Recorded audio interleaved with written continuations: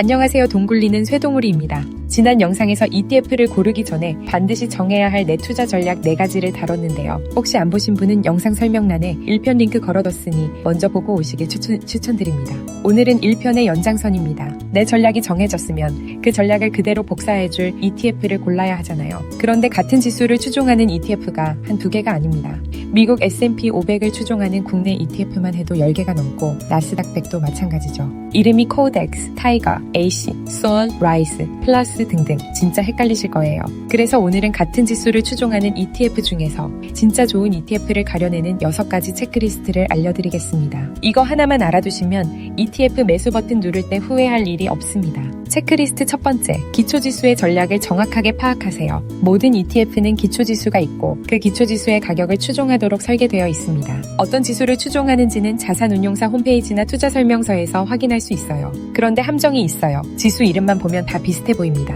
예를 들어 요즘 핫한 AI 전력 인프라 ETF만 봐도 SOL, 미국 AI 전력 인프라, KODX, 미국 AI 전력 핵심 인프라, KODX AI 전력 핵심 설비 이렇게 비슷한 이름으로 여러 개가 깔려 있죠. 근데 막상 안을 까보면 구성 종목이 완전히 다릅니다. SOL, 미국 AI 전력 인프라는 전력 전체 공급 사슬과 원자력까지 다 담고 있고 코덱스, 미국 AI 전력 핵심 인프라는 미국 주식 중에서도 에너지 인프라와 유틸리티 구축에만 집중되어 있어요. 코덱스 AI 전력 핵심 설비는 같은 컨셉인데 한국 주식 버전이고요. 이름은 비슷해도 노출되는 자산이 전혀 다르다는 뜻입니다. 그래서 반드시 구성 종목과 비중을 확인하셔야 해요. 요즘은 챗GPT한테 종목 리스트 던져주고 섹터별로 분류해달라고 하면 1분이면 끝나니까 꼭 활용해보시기 바랍니다. 체크리스트 두 번째, 추적 오차를 확인하세요. 추적 오차는 ETF가 기초지수를 얼마나 잘 따라가는지를 보여주는 지표입니다. 쉽게 말하면 S&P 500이 10% 올랐는데 내가 산 S&P 500 ETF는 9.5%밖에 안 올랐다. 그럼 0.5%만큼 추적 오차가 발생한 거예요. 추적 오차는 자산운용사의 운용 실력 문제입니다.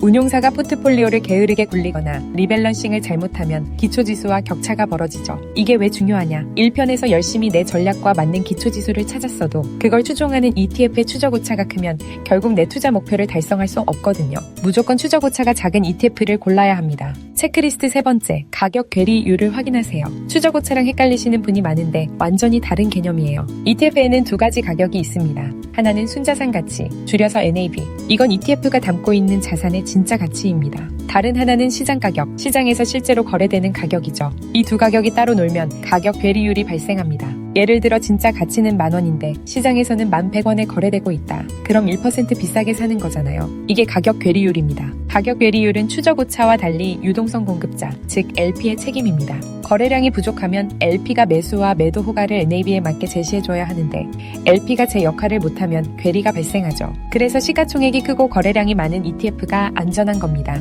추적 오차와 가격 괴리율, 이 2가지가 오랫동안 크게 발생하면 ETF 상장 폐지 사유가 되기도 합니다. 무조건 둘 다 작은 ETF를 고르세요. 체크리스트 네 번째, 총 비용을 확인하세요. ETF 광고나 카드 뉴스에는 보통 총보수만 나옵니다. 코덱스 미국 S&P 500, 총보수 0.09% 이런 식이죠. 근데 이게 다가 아닙니다. 진짜 내가 부담하는 비용은 4가지의 합입니다. 첫째 총보수, 둘째 기타 비용, 셋째 판매 수수료, 넷째 매매와 중개 수수료. 이 4가지를 다 합한 게 진짜 내 비용이에요. 그런데 충격적인 건 이 총 비용이 투자 설명서에는 안 나옵니다. 확인하는 방법 알려드릴게요. 금융투자협회 전자공시 서비스에 들어가서 ETF 이름을 검색하시면 기타 비용까지 다 합한 총 비용을 보실 수 있습니다. 주소는 영상 설명란에 적어둘게요. 같은 지수를 추종하고 운용 수준도 비슷하다면 당연히 총 비용이 가장 낮은 ETF를 고르는 게 정답입니다. 복리로 굴리면 0.1% 차이도 10년 후에는 어마어마하게 벌어집니다. 체크리스트 5번째, 호가 1단위가 가격에서 차지하는 비중을 보세요. 이건 좀 생소한 개념일 텐데 의외로 중요합니다. 한국거래소 ETF는 호가 단위가 5원으로 고정되어 있습니다. 그럼 1만 원짜리 ETF는 한 호가 움직일 때 0.09% 움직이는 거고 500원짜리 ETF는 한 호가에 1%씩 움직이는 셈이죠. 저가 ETF는 같은 한 호가라도 가격 변동률이 훨씬 큽니다. 즉 살 때와 팔 때 손실이 클 수 있다는 뜻이에요. 이걸 거래 비용이라고 합니다. 가격 괴리율이 비슷한 두 ETF 중에 고를 때는 1호가당 등락률이 낮은 ETF를 고르는 게 거래 비용을 줄이는 길입니다. 체크리스트 6번째, 시가총액과 거래량이 많은 ETF를 고르세요. 이건 사실 위의 모든 항목을 한 번에 해결해주는 마법 작업의 기준이에요. 시가총액이 크면 LP가 제 역할을 잘합니다. 그래서 가격 괴리율이 작아져요. 거래량이 많으면 내가 사고 팔 때 슬리피지가 적습니다. 즉, 원하는 가격에 거래하기 쉬워지죠.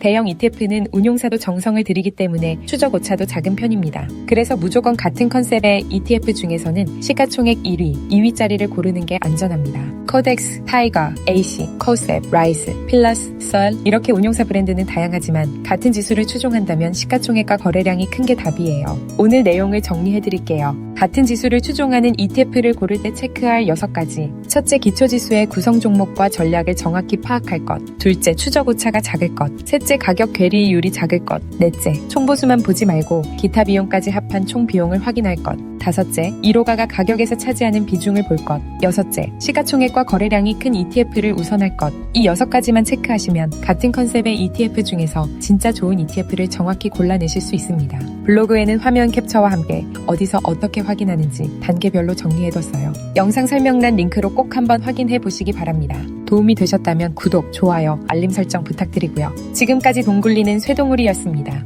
다음 영상에서 또 만나요. 구독과 좋아요로 다음 강의도 빠르게 만나보세요.